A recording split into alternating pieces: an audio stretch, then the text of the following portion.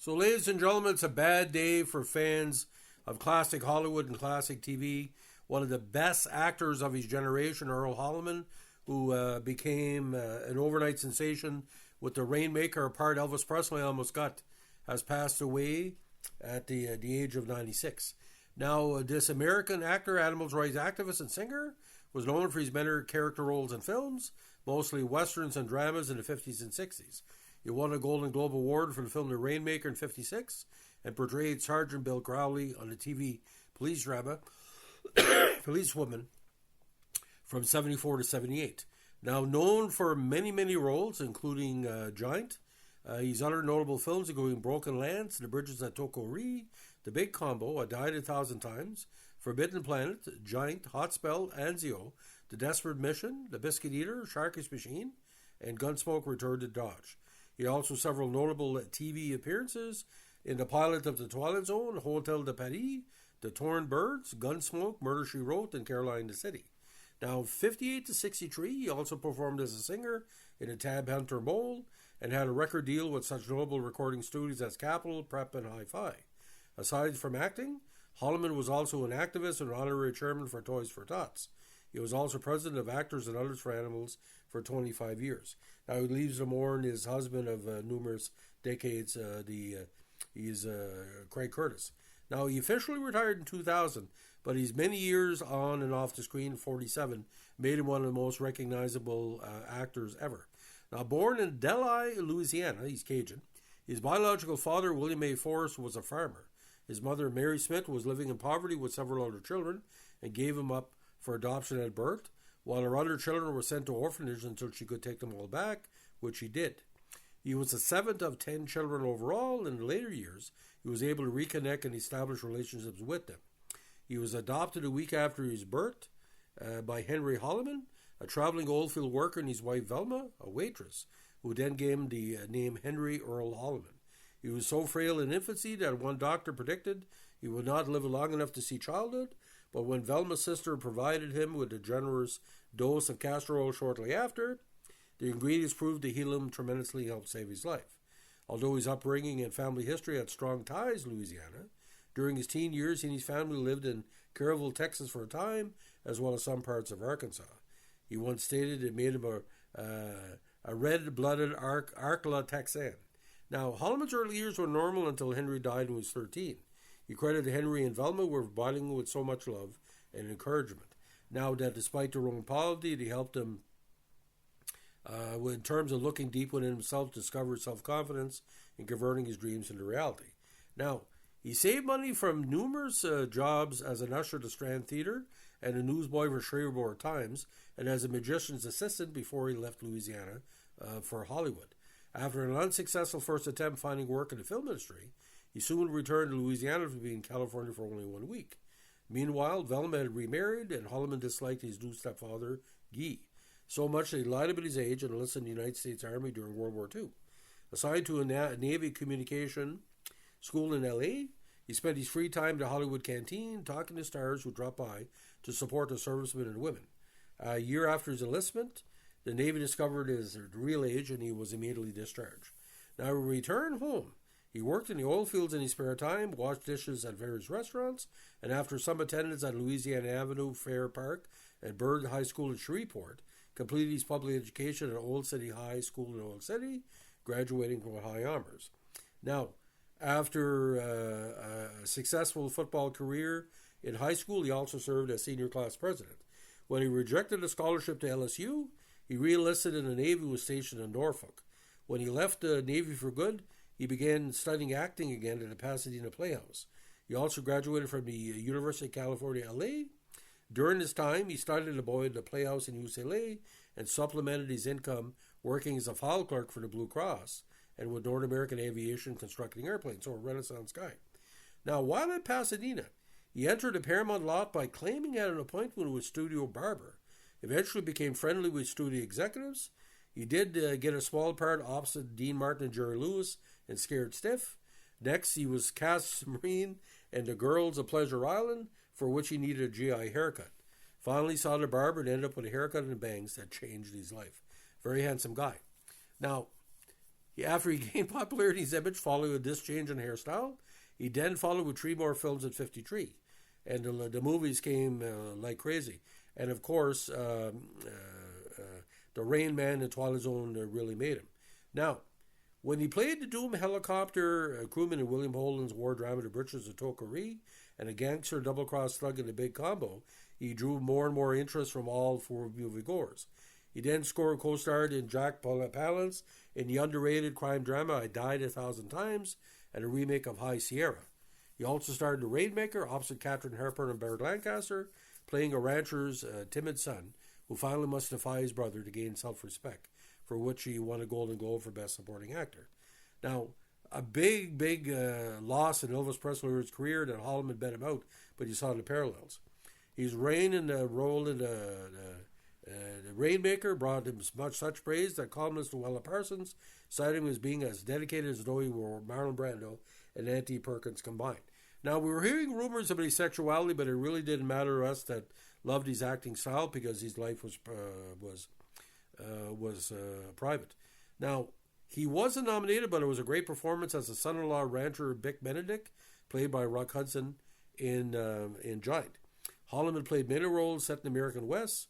He was a Wyatt Earp's deputy in Gunfight at the OK Corral, co-starring Lancaster and Douglas, and a sibling coward guilty of murdering or raping a woman, the wife of a lawman in Last Train from Gun Hill. He also played with Richard Widmark in The Trap, and played the brother of John Wayne, Dean Martin, and Michael Anderson, out to avenge their murdered father in the traditional Western, The Sons of Katie Elder. Now, TV roles became fast and furious when he co-starred with Jeanette Nolan in CBS's Hotel de Paris, and from 59 to 60, he had the title role of Mitch Guthrie with Andrew Pine in NBC's Wild Country, a drama about modern rodeo performers that aired for 28 episodes between 62 and 63. Now, his appearance in the debut episode of CBS The Twilight Zone happened at the same night as the premiere of Hotel Paris. Now, he also played in the ABC military western Custer from 70-71, and he was also in Alias Smith and Jones in a western comedy.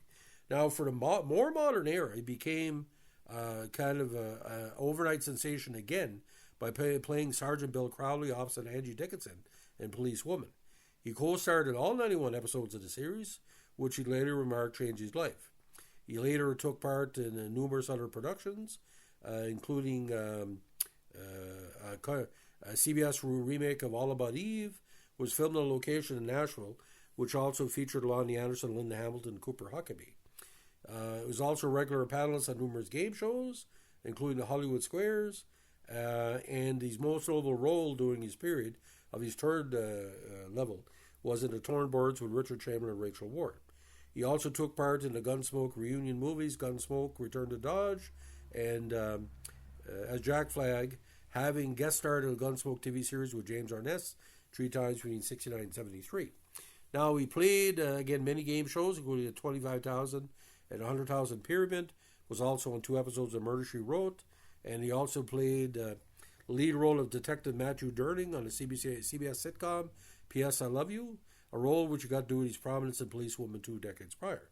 Now, he also played Caroline Duffy's father in Caroline the City, and he was also in the series Nightman as a disgraced former police officer and father of the main character. Now, his music career was quite strong, especially on Capitol.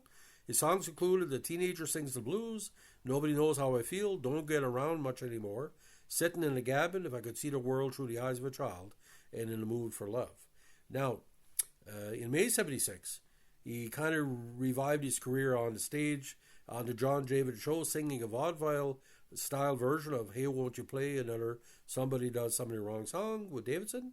And he also did a very interesting version of the Carpenters' Rainy Days and Mondays.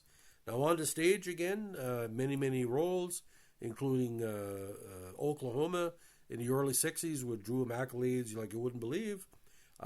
Tender Trap as well, opposite Anthony George, Camino Real, and also a revival of Streetcar Named Desire. Now, he did a stage production of Mr. Roberts in the early 80s,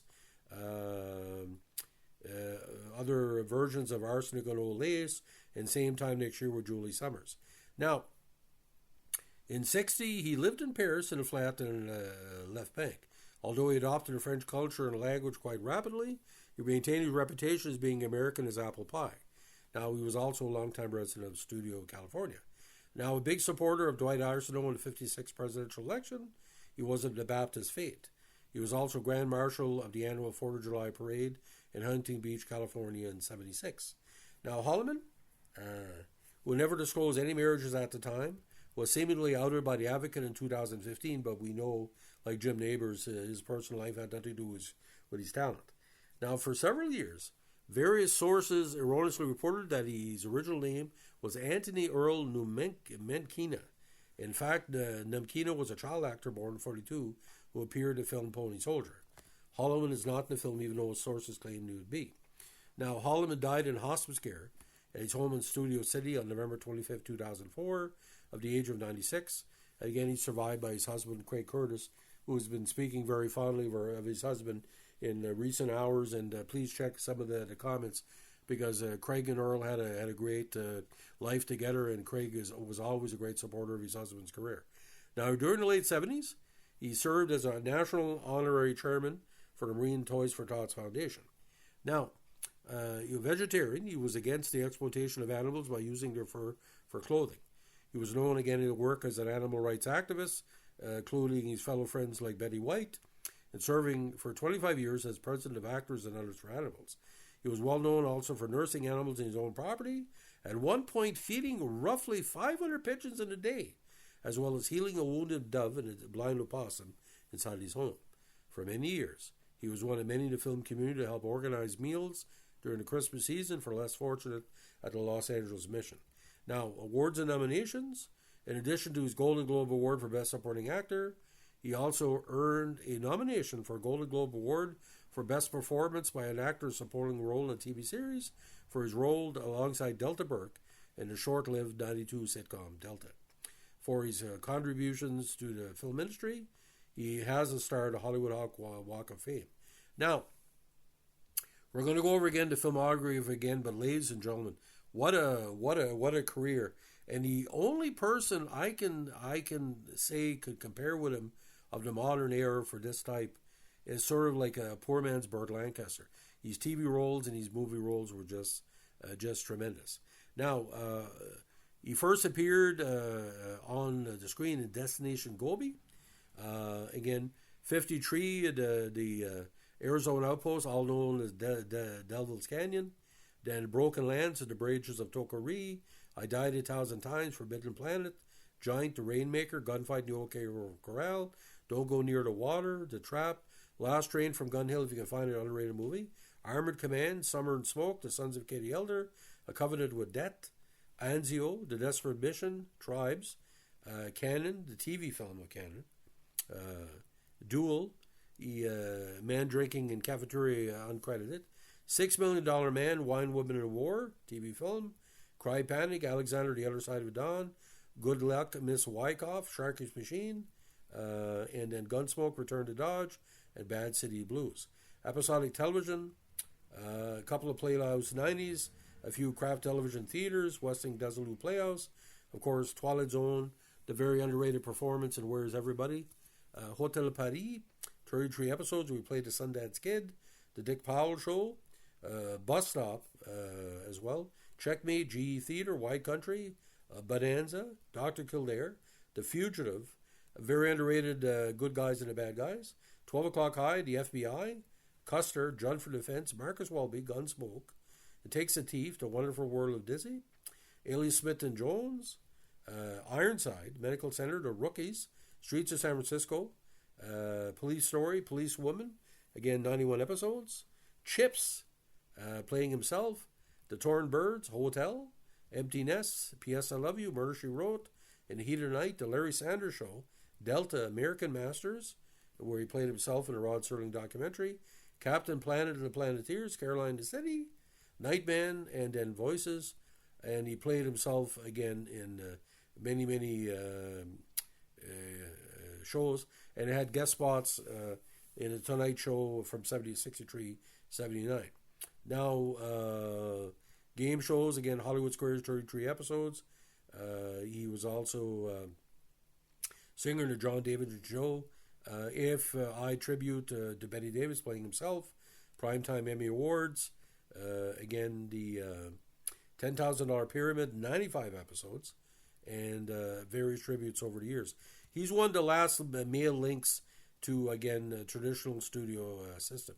And just to go over the nominations again, Golden Globe Awards, Best Supporting Actor in 56, Western Heritage Awards, Bronze Wrangler in 66, Hollywood Hawk of Fame, 47 years ago, ladies and gentlemen, and the Golden Globe nom for Delta in 93. So he had 36 years in between Golden Globe nominations. So, and ironically, there's a few unmade films. He was considered for Bus Stop, but it was given to Don Murray's part. The Paul Newman for actor Cadna Houghton Roof, who went to Paul Newman. The Lonely Hearts movie role went to Montgomery Clift. Operation Petticoat was given to Tony Curtis. The Apartment part was given to Jack Lemmon. And the Roman Spring of Mrs. Stone part went to Warren Beatty. Love with the Proper Stranger part gone to Steve McQueen. Charlie, the part was given to Cliff Robertson. Nashville, the Haven Hamilton part was given to Henry Gibson. And A Christmas Story was considered for the Old Man Parker role, which the part was given to Darren McGavin. 12 Angry Men, new version, part was given to Jack Lemmon. So just a tremendous legacy, ladies and gentlemen. So if you're a big fan of Earl Holliman, this is bringing back a lot of heavy memories today, because we had Rock Hudson, we had Tony Curtis, we had Yul Brynner, we had Earl Holliman. They were the class of Burt Lancaster as well, and Lloyd Bridges, and Kirk Douglas. They were active actors. They were no longer part of the studio system, but they were doing everything on a regular basis. But one word sums up Earl Holliman for me: class. When I would see a young actor coming up, and my father was a big fan of Earl Holliman, Dad would say he's got that Earl Holliman way. And I see all these successful male actors of the last, from the 55 onwards. And Tab Hunter made a very interesting comment about Earl Holliman. Not say he was with the wrong studio, but Earl Holliman, he said, did the parts he wanted to do. He said, I had to work to eat, but Earl Holliman could pick and choose. But I know the Rainmaker with Katharine Hepburn and Lancaster and him. My God, ladies and gentlemen. Like I said, they would probably say like Ricardo Montalban, give me someone who's like Ricardo Montalban that doesn't get Ricardo Montalban money. He will be deeply, deeply missed, ladies and gentlemen. And I've talked to celebrities that have worked with Earl Holliman, and specifically, I think it was, the guy who played Tarzan in I think the late 60s, early 70s, the name escapes me. And I heard he worked with Earl Holliman. I said, what it was like working with him? He said, the guy was smooth. That's thing is set up. And like I said, a lot of people are talking about his gayness and stuff like that. Sexuality should have nothing to do with talent. I don't care if he was gay or straight or purple or blue. Man, when he was up on the stage, like in Giant, right? He was the foundation. Giant was only good at supporting actors. You had him and Dennis Hopper and Carol Baker and Sal Mineo. Taylor and Hudson were kind of not the best as older people than that, to James Dean as well. Earl, I know it sounds kind of bizarre. Earl Holliman in Giant made that movie for a lot of people because it legitimized, like, they wanted somebody who acted like Elvis Presley, but was a better actor than Elvis Presley. What the hell do you think the Rainmaker is? Like Don Murray and Bus Stop. My only regret, there was never a movie done between Earl Holliman and Marilyn Monroe. That would have been tremendous for me. So on this day, Mr. Holliman, heaven's a better place knowing you're there, and you're going to be basically telling everybody how much we love you and how much you loved us. You will be missed. So, ladies and gentlemen, it's a story of one of the greatest actors of his generation and one of the most dedicated humanitarians actors of his generation, Earl Holliman.